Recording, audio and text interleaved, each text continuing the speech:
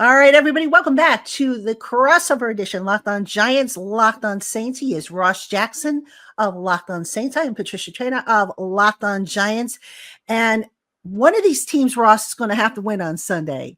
It's either going to be the Giants, who, if they don't win this week, I don't think they're going to win at all the rest of the season with their schedule, or maybe the Saints pull it all together and come marching in and come marching out with a win. So, Ross, I want to start with you. What are your keys to a New Orleans Saints win? Yeah, and of course, our crossover Thursday brought to you by our friends over at Prize Picks, where you can get $50 instantly by putting down your first $5 lineup. Just head over to Prize Picks. You can download the app and you can use the promo code LOCKEDONNFL to get that. When it comes to the Saints, I think the three things they got to do: they got to run the ball and control the clock. They, of course, also have to find pass game production with their wide receivers that doesn't rely on the home run ball. I'll explain that in a sec. And then winning in the red zone, I think, is the other big thing. So when it comes to running the football, they just kind of have to stick to their game plan, do what it is that offensive coordinator Clint Kubiak's offense needs them to do, right? That's what this offense is built upon. We've discussed that. Alvin Kamara.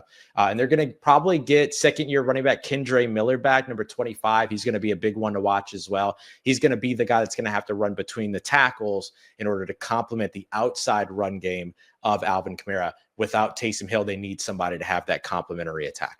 When it comes to the passing game, Patricia, listen. When the Saints had Rashid Shaheed, when they had Chris Olave, they were able to kind of dice up the passing game a little bit more involvement in the intermediate areas and stuff like that. Now, this passing game mostly relies on the home run ball to Marquez Valdes-Scantling, former Green Bay Packer, former Buffalo Bill, former Kansas City Chief.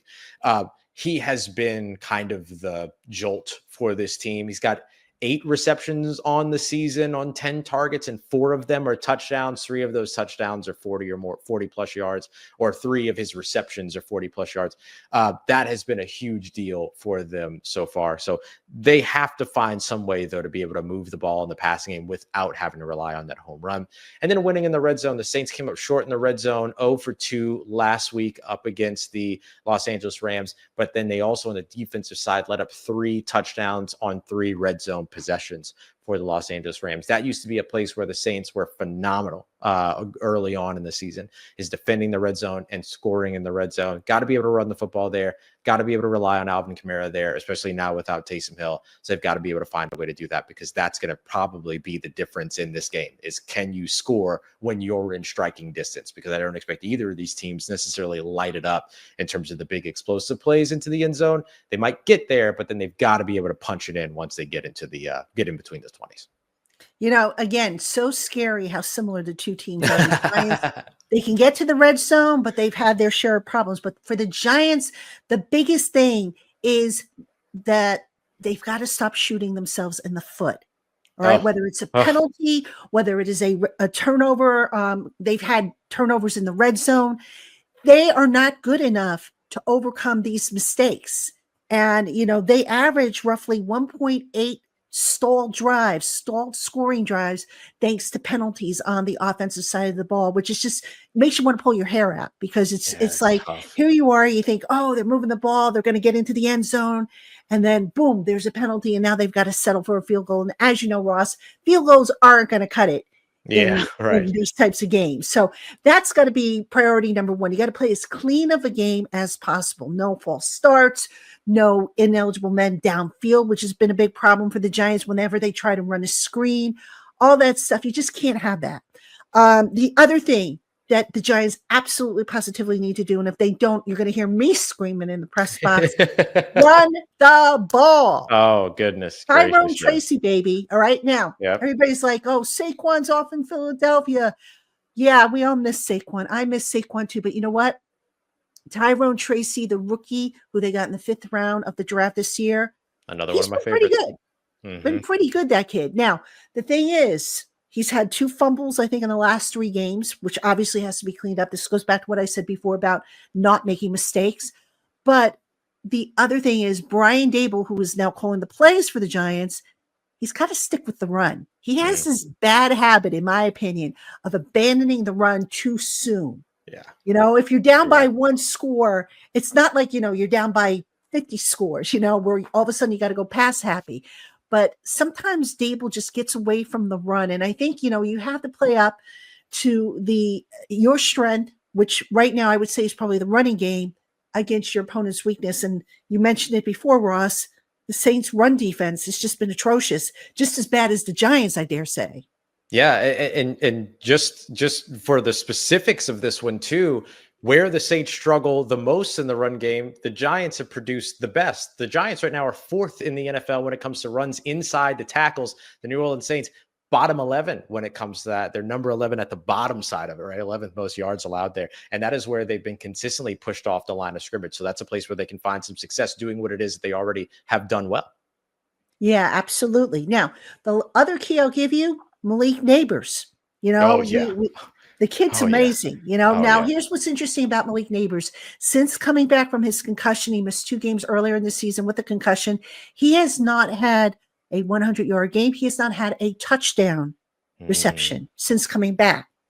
If he can't do it against the Saints defense, which has struggled against the deep ball in particular, then I don't know where he's going to be able to do it. I really don't, because look, the Saints have given up quite a few 20-plus yard pass plays. And I think, if I'm not mistaken, I think they're in the top 10 league-wide for the most 40-plus yard. Yeah. Yep. Yeah. 100%. Absolutely. So look, there's an opportunity if the offensive line can hold up. And again, I mentioned the offensive tackle situation. And let's not forget the interior, which has had its share of problems. But if they can get a few of those deep balls out there to Malik Neighbors, get him back on track, then this game has the potential to swing the Giants' way. Yeah, Saints notoriously not a quick pressure defense either. They are a hold the coverage, let the pass rush get there on second and third efforts. It's one of the reasons why they're one of the teams in the NFL that has allowed the most time to throw to opposing quarterbacks, because they rely on the sort of symbiotic relationship between coverage and pass rush. But it's tricky to do that when the coverage isn't there, right? And that has been a big issue for New Orleans here as of late. All right, Ross, before we call it a show, give me your best prediction. Doesn't have to be a score. I mean, who comes out on top? Oh, that's a great question. Like, if it's I was gonna say any prediction at all. I could come up with something. I think the Saints should be able to win this game, but I'm kind of with you. If they don't win this game, I don't know. I mean, they have the Raiders later on, so maybe that's a chance. The Saints are going to be playing 3 teams that at different points in the season have been considered the worst team in the NFL: the Carolina Panthers, the New York Giants, and then of course the Las Vegas Raiders. And the Saints have shared a little bit of that conversation themselves as well during that 7-game losing streak. And so they already lost the Carolina Panthers. They could potentially drop this one, but I think that they walk away with a win here. And I think it ends up being this really nice story for Darren Rizzi being able to go back to New Jersey and get a win in his hometown. Yeah. Now for the Giants, I made a vow several weeks ago that I would not pick the Giants to win because they have not given me reason to believe. Sure. But I will say this, although I am not picking them to win this game because they just had this bad habit of going up against these teams that had bad run defenses, bad this, bad that. And they're like the cure-all, the fix-it-all. Suddenly the teams that were so bad in area A, B, and C, now they look like, all world teams. Right. But for the Giants, look, I mentioned the rest of their schedule. They have a date with Baltimore after this. They still have Philly one more time. They've got the Colts. They've got the Falcons. If the Giants can't get a win this week against the Saints team, because the two teams are so similar, and if the Giants cannot get a win this week, then I just don't see them getting a win the rest of the year. I mean, they're just big week. It's a big week. The Giants they're banged up. The quarterback situation is not really stable.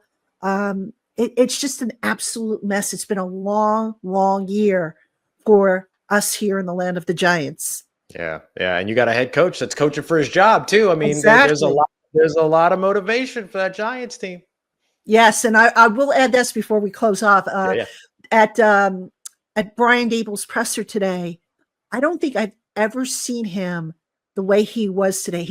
Normally he's got energy, he's got fire, and he just seemed very beaten down. And I turned to a colleague and I said, my gosh, is it me or does Dabes look like he's just been beaten down and just worn out to a nub? And everybody kind of thought the same thing, just how he spoke, with eye contact, all that stuff. So you could tell that this season has taken a toll on him. It's taken a toll on all of us. I Yeah. mean, quite frankly, I don't know. Every Monday when I do my show, I'm like, okay, how do I talk about the loss now? Yeah, right. So I will say, hopefully, Dennis Allen, we said the same thing about him the couple of weeks before he was dismissed. So yeah, well, it's a tough season when you're in a situation like that for sure. hopefully I won't have to talk about a loss, but I have a feeling, like I said, they haven't given me Maybe any we get a reason. tie. Huh? Yeah, Maybe we get a that would be good. That would be good. tie. I can live with that. Yeah, exactly. That's something different to talk about.